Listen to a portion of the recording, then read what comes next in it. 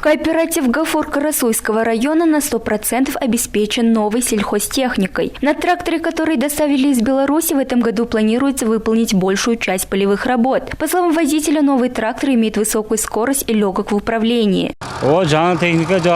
Это хороший современный транспорт, пользуемся им уже год. Сажаем кукурузу и хлопок. На старом тракторе не было комфортных условий, а на этом имеется все.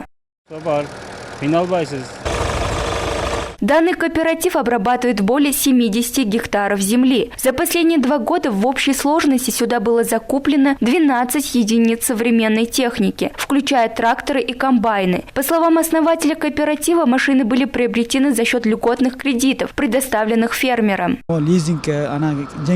С помощью лизинга и льготного кредитования мы получили 2 единицы техники. Новые машины – это всегда хорошо. Еще с помощью лизинга мы планируем закупить новый комбайн.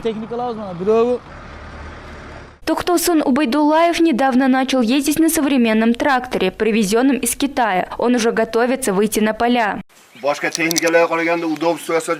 В течение нескольких дней я начну весенние полевые работы на этом тракторе. Мне он нравится, быстро заводится, удобен и легок в использовании. Также в нем есть кондиционер и радио.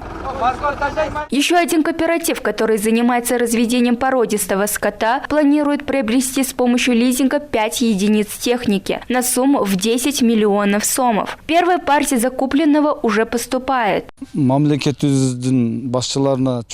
Хочу поблагодарить государство за такую возможность. Благодаря правительственной поддержке мы обновили технику. Еще планируем закупить скот с помощью лизинга. Мы стараемся выполнять свою работу хорошо.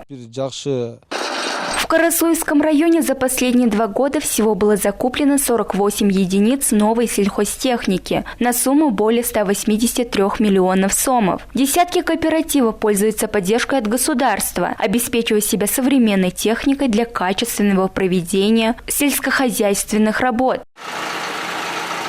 Нагима Бакаева, Уран Адишев, ЛТР, Ошская область.